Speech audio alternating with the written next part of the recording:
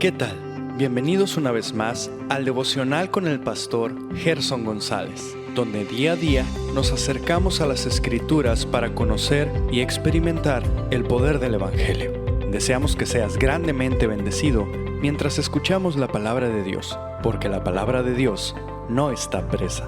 Comenzamos. Buen día, gracias a Dios que podemos una vez más estar conectados y nuevamente regresar al aposento alto. Este lugar donde el Maestro dispuso a celebrar la última Pascua con sus discípulos amados, donde Él dispuso que este evento iniciara de una manera en la que jamás ellos hubieran esperado. Me refiero a Jesús lavando sus pies, sirviéndolos de una manera sorprendente. Así que vamos a regresar allí, a donde Jesús ha legado el gran ejemplo de servicio, de humildad, de amor, un ejemplo que debería distinguir a los discípulos del Maestro. Y ahora Él va a tomar el momento para prepararlos y para animarlos a lo que será su vida de servicio ya sin Él en la tierra. Ya sin Él en la tierra. La Biblia está llena de historias de traición. Pero esta a la que nos aproximamos es la más baja, la más ruin de ellas. Y vamos a revisar por unos días el trato de Jesús con el traidor y aprender algunas lecciones de este pasaje. Ya hemos observado la relación que Jesús guardó con el Padre, la relación de Jesús con Pedro, la relación de Jesús con los otros apóstoles, pero ahora vamos a acercarnos a un personaje por el que podemos sentir repugnancia, por el que podemos sentir tantos desafíos en nuestro corazón. Me refiero al personaje de Judas Iscariote. Bueno, demos algunos datos de este hombre.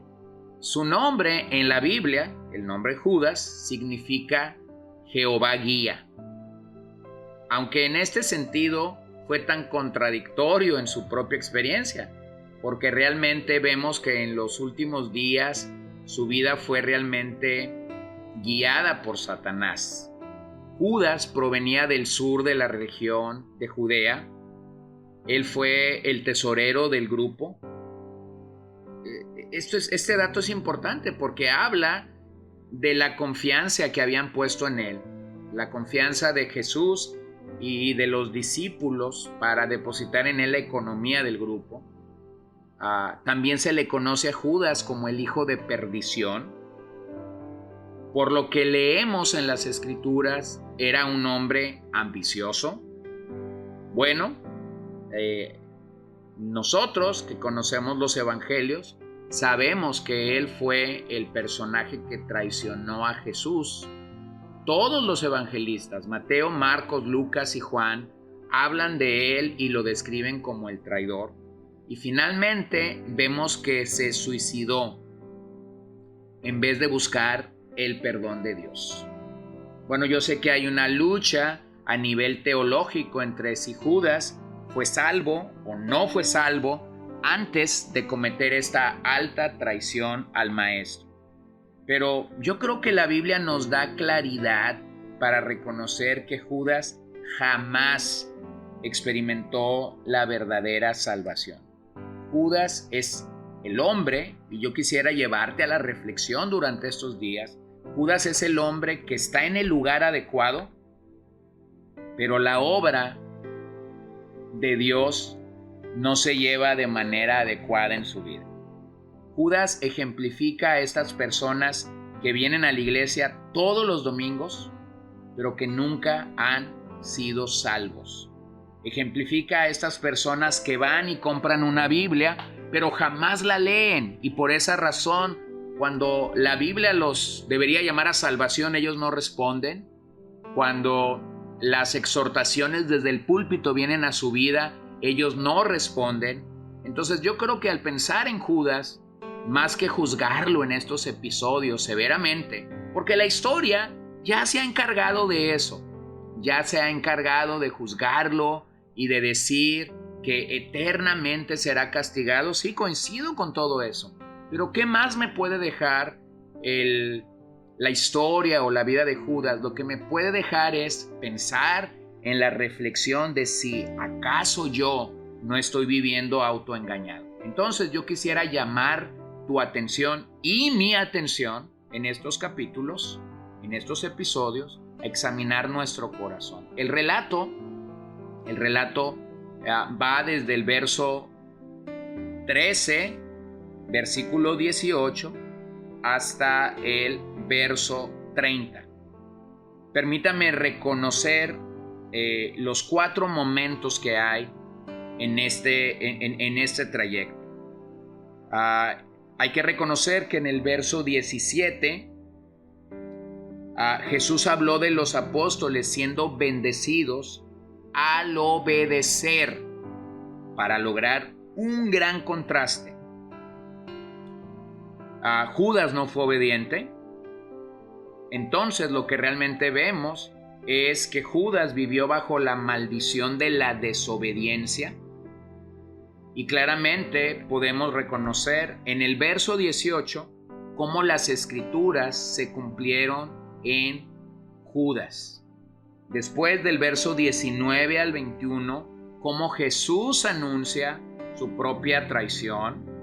Después del verso 22 al 25, vemos la pregunta de los 12 sobre esta situación. Y finalmente del 26 al 30, nosotros vemos el trato personal con Judas. Yo creo que hacemos bien en pensar claramente en este personaje a la luz del Evangelio. Así que permíteme iniciar con el verso 18. No hablo de todos ustedes. Yo conozco a los que he escogido, pero es para que se cumpla la Escritura.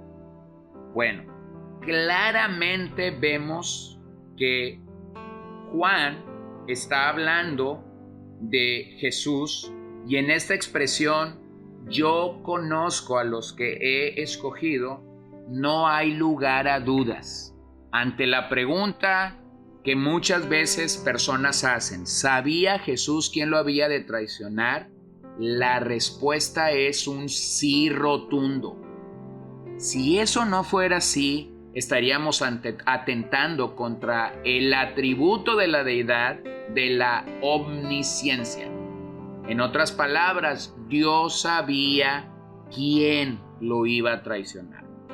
Dios sabía que era Judas. Algunas veces al tratar de explicar esto, se cree o se piensa que una moneda fue tirada al aire y cualquiera de los 12 la podría tomar para ser el traidor. Pero eso sería igual a decir que estamos en las manos de la suerte y no en las manos de un Dios omnisciente. Entonces, de ninguna forma Jesús fue sorprendido por esta traición. En su omnisciencia, Él lo sabe absolutamente todo. No nos debe quedar duda alguna de ello. Dios lo sabe absolutamente todo. Un poeta lo describió a Judas como el ruin hombre de Judea que desechó una perla más preciosa que toda su tribu. Eso es una realidad. Aunque Judas sería el traidor, Judas finalmente es responsable por este pecado. Nunca la soberanía de Dios está en conflicto con la responsabilidad humana. Hay que entender los dos lados de la moneda. Mira lo que Juan 2:24 dice. Pero Jesús, en cambio, no se confiaba en ellos, porque los conocía a todos y no tenía necesidad de que nadie le diera testimonio del hombre. Nuevamente, porque él conocía lo que había en el interior del hombre. Bueno, sí es verdad, Judas fue elegido por Jesús para que fuera uno más del equipo, no para que fuera un traidor. Él tuvo las mismas oportunidades exactamente que el resto de los 12. Pero hay que reconocer que él no fue un traidor de la noche a la mañana, sino que vino avanzando en esto poco a poco. Si siguiéramos una cronología de cuándo comenzó todo, posiblemente el evento de Juan 6, 14 al 15, marcó el inicio, cuando Jesús rechazó ser rey. Dice el verso 14 de Juan 6, la gente entonces, al ver la señal que Jesús había hecho, decía, verdaderamente ese es el profeta que había de venir al mundo. Por lo que Jesús, dándose cuenta de que iban a venir y por la fuerza hacerle rey, se retiró él solo a través del monte. Pudiéramos seguir de allí a Juan 12, cuando Judas se enojó por el desperdicio del perfume de nardo puro. Más tarde, él mismo se acercó a los principales sacerdotes preguntándoles, ¿qué me quieren dar? Yo les entrego al maestro. Entonces, aquí su traición simplemente llegó al momento culminante. La traición de Judas fue parte del plan soberano de Dios. Yo no tengo el tiempo para revisar todos estos pasajes, pero Salmo 41, 9, 55, 12, 14, Zacarías 11, 12, 13, hablan precisamente de eso. Mira el 41, 9, por ejemplo. Aún mi íntimo amigo en quien yo confiaba, el que de mi pan comía, contra mí ha levantado su talón. Bueno, el contexto de ese salmo era la traición de Ahitofel a David, cuando Absalón se sublevó en contra de su padre. Tanto el traidor en los días de David como en los días de Judas terminaron con su vida.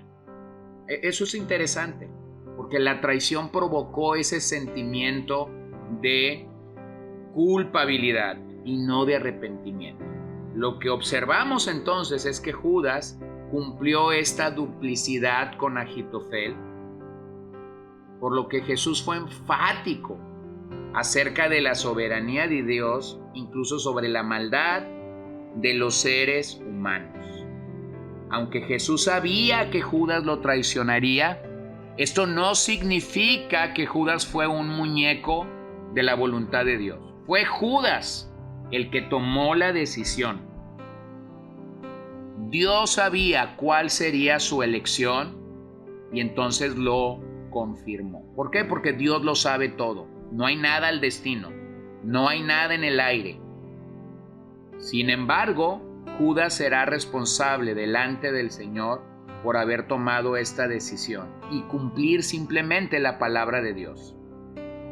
Entonces, definitivamente, aunque su traición fue premeditada, ello no contradice su responsabilidad de ninguna manera, ni tampoco podemos verlo como un robot que está cumpliendo de manera irresponsable y solamente de forma automática. Entonces, simplemente quisiera animarte a pensar en este personaje y que nos examinemos. Podemos tener los mismos privilegios de Judas y nunca llegar a ser salvos. Vamos a orar. Padre, yo pido que mientras abrimos la Biblia en Juan 13 y vamos conociendo a Judas y su traición, podamos tomar estos días para evaluarnos, para auditarnos, para autoexaminarnos y para pedirte a ti mucha gracia sobre nuestras vidas. Pido esto en el nombre de Jesús y pido que todos podamos ser sinceros y humildes contigo. En tu nombre oramos. Amén. Gracias por acompañarnos el día de hoy. No olvides compartir este devocional con todos tus conocidos y recuerda que puedes seguirnos en Podbean, Spotify y Facebook como CCBN Los Mochis para que puedas escuchar todos los mensajes, los devocionales y también seguir nuestras transmisiones en vivo. Esperamos que nos acompañes el día de mañana. Que el Señor te bendiga.